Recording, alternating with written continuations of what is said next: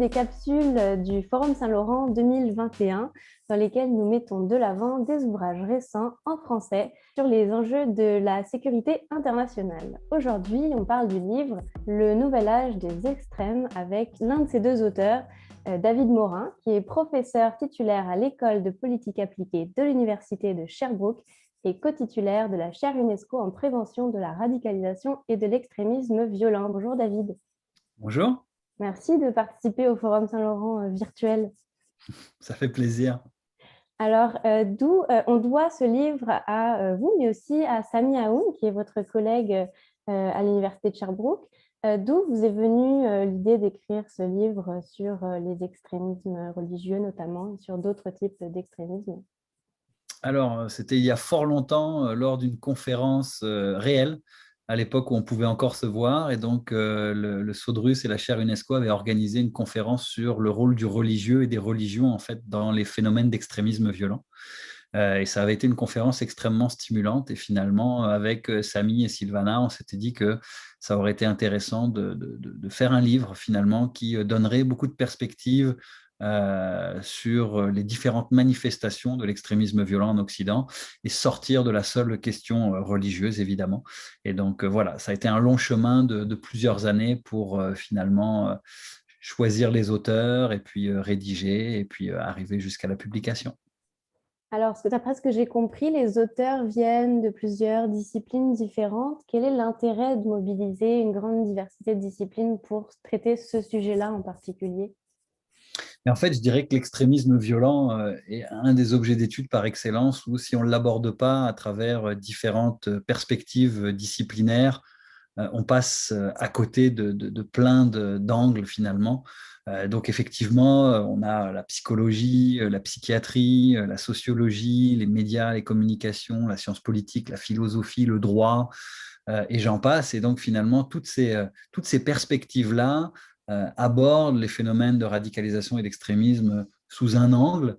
Et c'est la pluralité de ces perspectives-là qui nous donne une vue d'ensemble finalement assez complète de ce qu'est ce phénomène-là.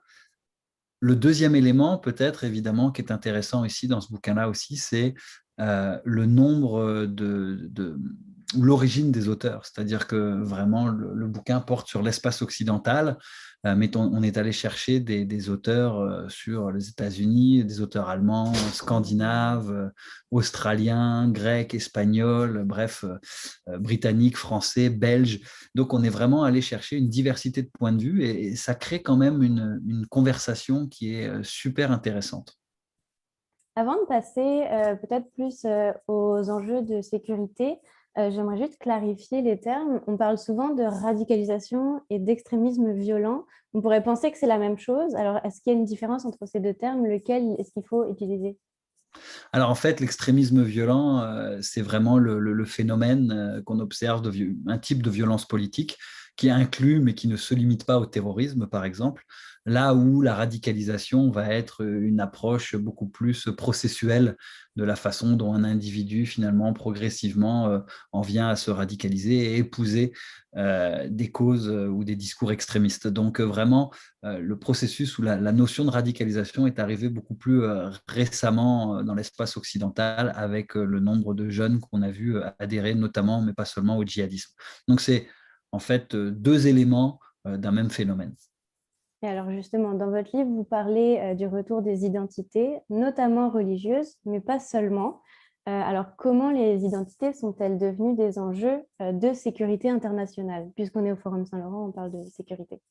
Ouais, alors là, je ne veux pas marcher sur les orteils de mon collègue Sami Aoun et de son ouvrage bien connu, Le Retour turbulent de Dieu, où effectivement il se fait l'écho de ce clash un peu entre l'incorporation finalement du religieux dans la modernité occidentale et libérale notamment. Je dirais quand même que, en fait, deux choses. Le premier élément, c'est que la religion est un élément de l'identité, mais un parmi bien d'autres. D'ailleurs, ça touche beaucoup de religions, la question du phénomène d'extrémisme violent, et ça touche des identités qui peuvent être liées aussi au nationalisme. Bref, des identités, elles sont multiples. Ça, c'est le premier élément. Donc, et ce n'est pas tellement nouveau, finalement, la question de la place de l'identité en sécurité nationale et internationale. En fait, finalement, l'histoire de la sécurité, l'histoire des guerres est parsemée de questions identitaires. Et puis on se souviendra même que l'école de Copenhague réifiait déjà la notion d'identité en parlant de sécurité sociétale. Donc le premier élément, c'est que ce n'est pas nouveau. Et le deuxième élément important, à mon avis, c'est que même si c'est on en reparle beaucoup, et notamment évidemment à la lueur de la guerre au terrorisme, de la question de l'islam radical et du fameux clash des civilisations, même si je ne crois pas tant à cette hypothèse qui est surtout une prophétie autoréalisatrice. Le deuxième élément important me semble important de souligner qu'un conflit ou une question de sécurité n'est jamais strictement identitaire. C'est-à-dire que les explications sont toujours multicausales. Alors oui, il peut y avoir des éléments d'identité, mais il peut y avoir des éléments sociaux, politiques, économiques, alors oui, parfois communautaires ou identitaires, mais souvent, on s'aperçoit qu'il y a une instrumentalisation de l'identité parce que c'est jamais aussi facile de mobiliser des acteurs conflictuels que finalement en activant l'appartenance à un groupe et puis en construisant ce groupe par référence ou en opposition avec l'autre. Donc la dimension d'altérité est un mobilisateur extrêmement fort finalement en termes d'extrémisme. C'est ce qui explique souvent pourquoi, finalement, à des causes politiques, sociales, économiques, etc., on vient greffer la notion d'identité. Et quel type de réponse politique est-ce que vous avez observé, des réponses politiques qui visent à contrer ces extrémismes en Occident en particulier?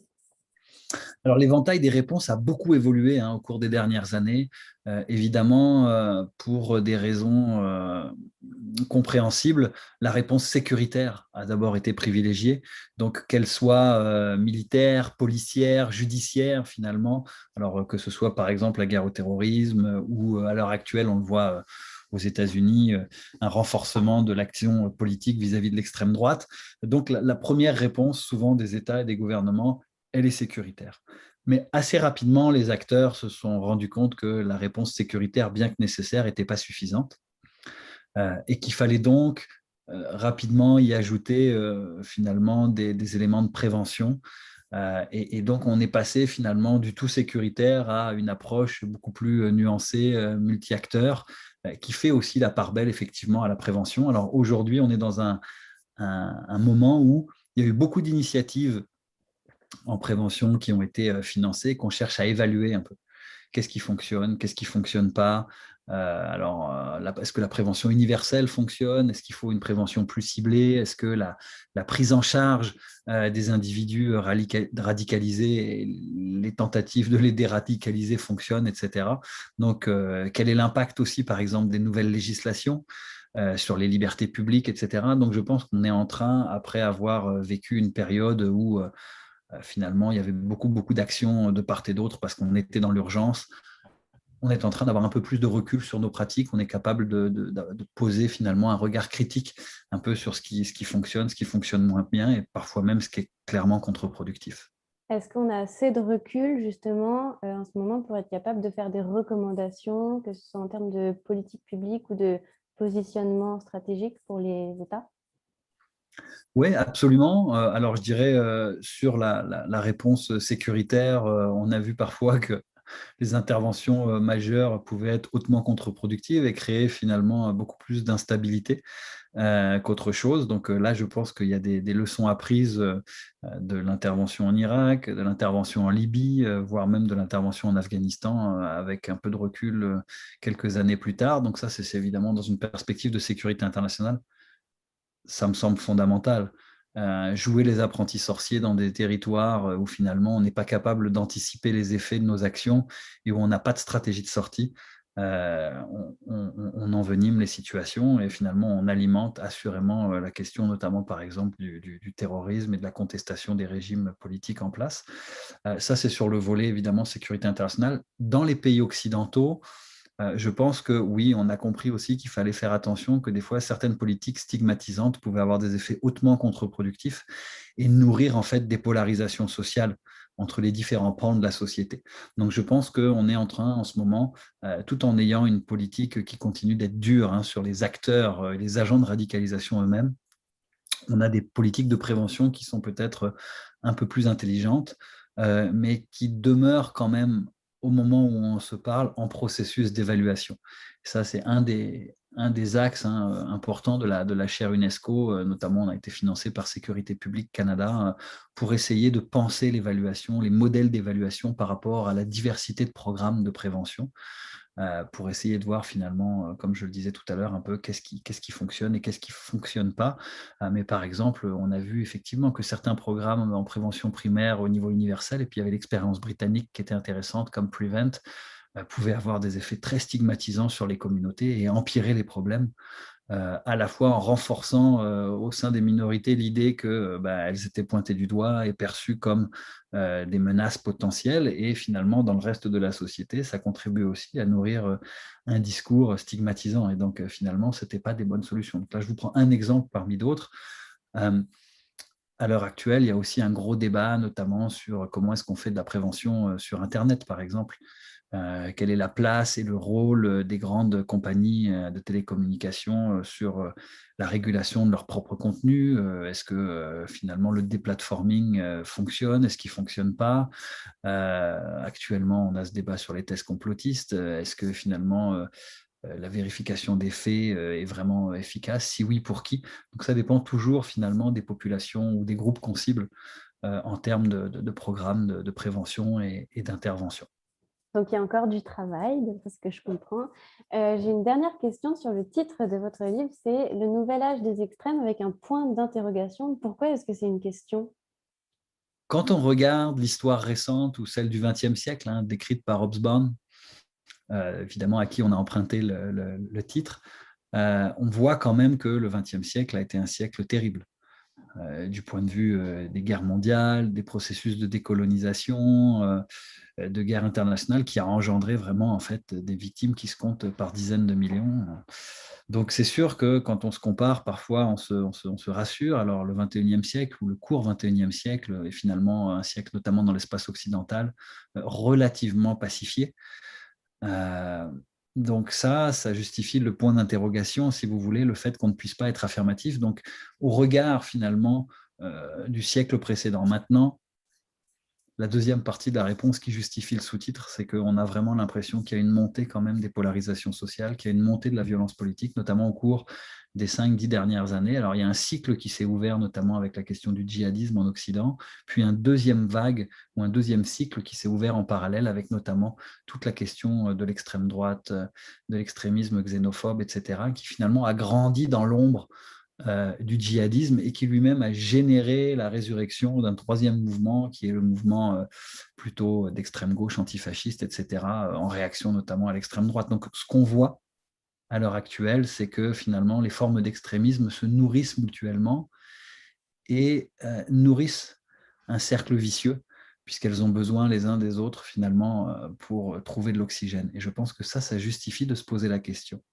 de savoir si on est dans une nouvelle phase, un nouvel âge des extrêmes, sans être totalement affirmatif, et de maintenir ça sous forme de question. Bon, écoutez, merci beaucoup David Morin d'avoir répondu à toutes mes questions, et on conseille à tout le monde évidemment d'aller lire le livre, de l'acheter et de le lire. Merci. Merci beaucoup pour votre invitation, et puis je vous souhaite un bon forum Saint-Laurent.